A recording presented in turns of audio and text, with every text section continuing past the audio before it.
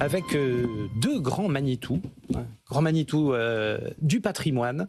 Marion Chapelle-Massot de Carion, bonjour. Bonjour Antoine. Merci d'être là. Le grand Manitou de la macro, des marchés, du climat de marché, Wilfried Galland de Montpensier, Arbevel. Alors, on va peut-être ouvrir avec ça. Je le disais tout à l'heure, avec ces interrogations. L'IA est devenue monstrueuse dans l'économie mondiale, je crois qu'on peut le dire.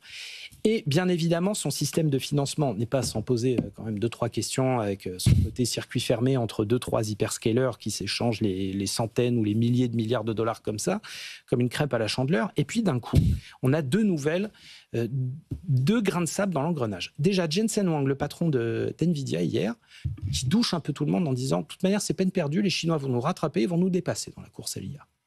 Il ne faut pas se faire d'illusions à ce niveau-là. Alors qu'on avait jusqu'à présent, dans tout le climat de marché à Wall Street, l'impression que voilà, l'Amérique était en tête de ligne là-dessus. Bon, là déjà, il douche un petit peu tout le monde. Et puis ce matin, ces révélations de Bloomberg, qui me tombent vraiment des mains, là, très personnellement, on a OpenAI qui cherche à faire garantir sa dette, ses crédits en vue d'investir, en vue de vraiment construire l'infrastructure IA à travers le monde, d'en être le grand architecte, qui veut faire garantir tout ça par le Trésor américain, par le contribuable américain. Wilfried Galland, est-ce que ça vous tombe des mains aussi, de la même manière que moi? Est-ce que vous y voyez une confirmation de cette atmosphère de surchauffe, ou est-ce que vous y voyez un côté peut-être potentiellement inquiétant? Finalement, ni l'un ni l'autre. Sur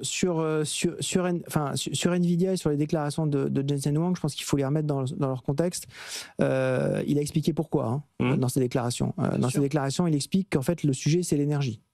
Le sujet, c'est que les Chinois arrivent à subventionner massivement l'énergie pour faire descendre le prix, justement, des tests de data center. Et donc, son point, c'est faites-moi baisser le coût de l'énergie aux États-Unis de façon à ce que je puisse vendre plus de puces.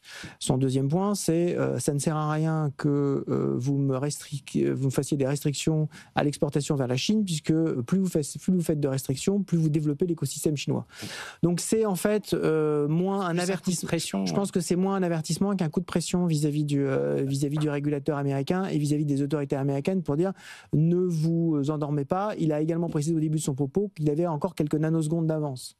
Voilà, donc bon. Ça fait tout. Voilà, et dans ce milieu, c'est un peu comme dans le trading à haute fréquence, ça fait tout. Ensuite, effectivement, on a le sujet d'OpenAI. Ça, c'est un sujet qui est un petit peu différent. Et là, effectivement, on est dans une déclaration qui effectivement est un peu à l'envers de ce qu'on attend en général de patrons de la tech, puisqu'ils nous disent j'ai besoin du contribuable américain pour être sûr que mes activités seront effectivement garanties. Ça montre, je pense, à la fois la course en avant et d'une certaine manière la ligne de crête sur laquelle est OpenAI. C'est-à-dire que tout le monde parle d'OpenAI, tout le monde utilise OpenAI. Donc c'est effectivement un énorme succès d'utilisateurs. Aujourd'hui, c'est un énorme point d'interrogation financier. Quand on entend des niveaux de valorisation, quand on entend, vous l'avez entendu comme moi, l'objectif d'avoir 1000 milliards de valorisation, de capitalisation d'OpenAI si jamais il s'introduisait en bourse, là on ferait exploser les ratios de Palantir.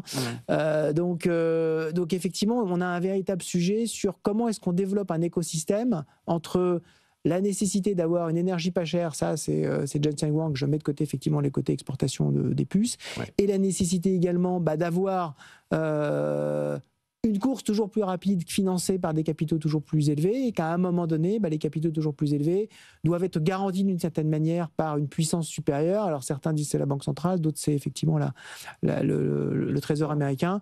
Ça montre en tout cas que la course est rapide. Pour l'instant, sur la plupart des valeurs cotées, moi je suis pas inquiet. En revanche, effectivement, dans le non-coté et OpenAI et du non-coté, les ratios de valorisation, là effectivement, je vous rejoins totalement. Il y a des signaux quand même qui sont un petit peu inquiétants sur ce qu'on veut effectivement avoir par rapport à ce ce qui est aujourd'hui délivré. Mais j'oublie pas que j'ai fait partie également de ceux qui étaient un peu sceptiques à l'entrée en bourse de Google, en disant mais finalement ils n'arrivent pas à monétiser. C'est certes un super moteur de recherche, mais enfin comment est-ce qu'ils arriveront à valoriser tout ça à $60? C'est quand même très cher. Ouais. Bon, on sait ce qu'il en a été à la fin. Ouais, maintenant c'est une question intéressante parce qu'on a aussi affaire à un modèle économique et là on parle de l'acteur central qui est un véritable trou noir à trésorerie. C'est l'acteur. OpenAI et Nvidia sont les deux pôles d'attraction autour duquel tournent en fait les espèces de planètes de l'intelligence artificielle et d'un écosystème qui, pour certains, ont des très gros revenus parce qu'ils louent leur capacité informatique.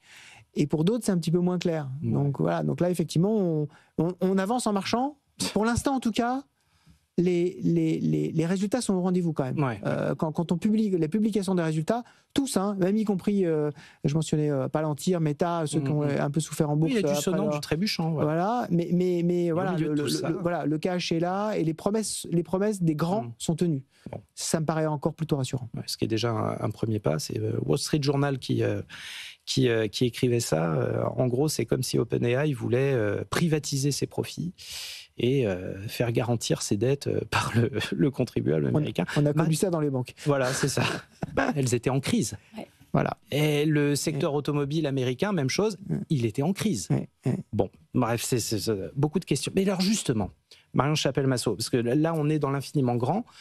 Dans notre quotidien, nous, quand on veut gérer notre patrimoine et qu'on fait confiance à des entreprises pour dégager des profits, des dynamiques de croissance, etc., comme ça, qu'on est sur de telles failles telluriques qui sont en train de bouger, la clientèle se pose de plus en plus de questions, finalement, de savoir si, est-ce qu'on attend ?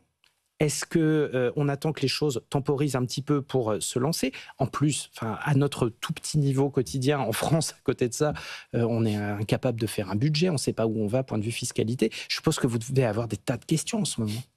Oui, le téléphone sonne beaucoup en ce moment.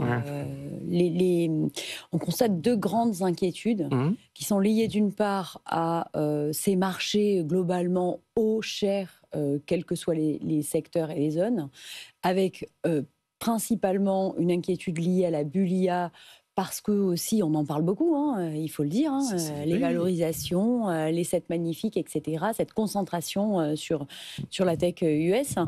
Et puis, d'autre part, évidemment, l'instabilité fiscale qui, tous les jours, on a un nouvel amendement. Un impôt par jour, voire deux. Absolument, un impôt par jour, une fiscalisation maintenant des fonds euros. Là, le dernier truc, c'est l'augmentation de la CSG quand on libère de l'assurance vie, quoi. Absolument. C'est avec une augmentation du taux en plus, qui donc touche quand même pas mal d'épargnants, parce que la CSG, tout le monde. C'est donc, vous, moi, nos auditeurs. Absolument. Pas. Et puis on n'a pas beaucoup de biais d'optimisation non plus sur cet impôt, donc il est direct. Voilà. Donc on a vraiment ces deux questions, ces deux grosses problématiques. Donc, d'une part, on a quand même du cash parce qu'on a de l'épargne. Parce que dans des périodes comme ça, où on constate un fort attentisme, on a le réflexe humain est d'épargner au cas où. Et puis parce qu'on ne sait pas. Donc, quand on ne sait pas, on ne fait pas. Et donc, on a du cash et on se dit, est-ce qu'on attend ? Est-ce qu'on y va ? Sur les marchés, en fait, si on attend, cette année, on n'avait pas une si mauvaise année. Si depuis janvier, on attend, c'était pas forcément le bon calcul. Donc, c'est toujours pareil. La question, c'est se dire, oui, mais est-ce qu'on sort de la tech US, on se met sur autre chose ? D'accord, sur autre chose, mais sur quoi ? Parce que, il y a quand même une grosse partie des profits qui sont tirés de ce secteur-là. Donc, je crois que fondamentalement, aujourd'hui, on ne doit pas sortir intégralement de la tech. On a encore un peu de vent moi, personnellement, je ne vois pas la bulle tout de suite. Voilà. Parce que en face des valorisations, j'ai des profits et j'ai de la croissance. Donc, pour le coup, vous êtes parfaitement d'accord. Il en reste sous la pédale. J'adore les débats comme ça. Voilà. Où on peut être d'accord pour des motifs parfois différents. Exactement. Ce qui compte, c'est deux choses. C'est la valorisation et la croissance des profits. Quand vous regardez Nvidia, vous avez en gros 30 fois les profits et 30% de croissance. Donc si vous divisez l'un par l'autre, en gros vous avez un ratio profit sur croissance de 1. Tant qu'on reste là-dessus, c'est pas inquiétant. Le sujet, c'est évidemment tant qu'on reste là-dessus.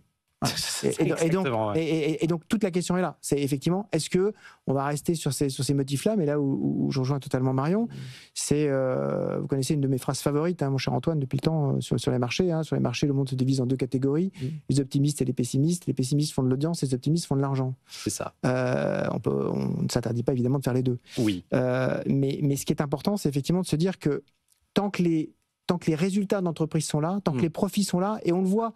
La progression des marchés cette année, elle ne s'est pas faite sur des valorisations supplémentaires. Elle s'est faite sur la progression des profits.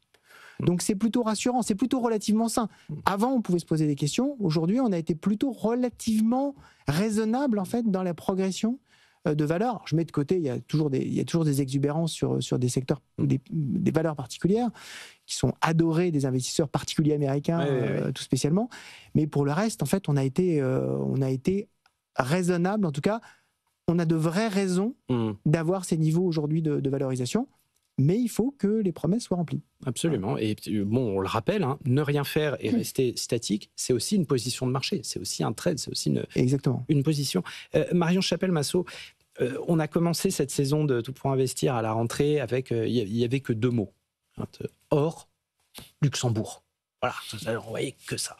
Bon, là aussi, on est sur une forme de temporisation. L'épargnant a compris qu'on n'allait pas non plus les triper totalement, qu'il n'était pas question de ça. Est-ce que vous sentez quand même une forme de retour à un calme relatif en se disant, on va attendre que ça se tasse, là, quelques mois, jusqu'à la fin de l'année, et ensuite prendre les décisions? Est-ce que ce n'est pas le moment de faire le point avant d'agir plutôt que de se précipiter? Oui, alors on se précipite jamais, je crois, en matière patrimoniale. Jamais. Ça, c'est un grand principe de base, quoi qu'il en soit. Je peux pas vraiment dire que les choses se soient calmées parce que avec reste de l'inquiétude. L'ersatz d'ISF qui fait son comeback, autant vous dire que beaucoup se posent la question encore, pour ceux qui n'y sont pas, du Luxembourg, et aussi de sortir des fonds euros. Sortir des fonds euros pour 2 raisons. La première, c'est que elle finance quand même une grande partie de la dette française qui n'est pas à son beau fixe. Et puis d'autre part, parce que pour la sécurité financière aussi de leurs avoirs. Donc ces 2 points sont encore d'actualité. Je peux pas vous dire le contraire. Après, j'appelle toujours dans ces moments d'instabilité fiscale où, effectivement, on l'a dit, même si le budget est voté, on ne sait, il doit encore passer au Sénat, voire en commission mixte paritaire. Et donc, pour l'instant, il naît une taxe tous les jours, mais on ne sait pas où on va aller. Et donc, encore une fois, dans ce climat-là, j'invite à la prudence dans les stratégies de contournement de tel ou tel amendement, quoi, parce que là on n'en a pas fini. Et puis, on ne va pas suivre le but par but. Non. Dans quelques semaines, il y a certaines choses dont on ne parlera plus, quoi. Non. Je pense c'est ça. Il faut avoir une vision beaucoup plus long terme. Et puis, on sera toujours à temps de prendre les décisions en fonction des lois, d'arbitrer vers de l'épargne peut-être plus sur des valeurs plus productives comme le souhaite le gouvernement, pour sortir des fonds euros si toutefois il y avait une taxe supplémentaire par exemple, ou d'aller au Luxembourg pour éviter la loi Sapin. En tout cas, la boîte à outils, elle est là, elle est toujours là, et vous la retrouvez tous les jours dans Tout pour investir. À 11h30, aujourd'hui, on sera avec Marie-Christine Stronquin, rédactrice en chef patrimoine des Échos. Merci d'avoir été là pour commenter encore une fois cette actualité pesante, mais stimulante. Et je retiens que on en sort avec un léger optimisme. Prudent, toujours. De l'optimisme prudent. Voilà. L'optimisme prudent. Merci beaucoup.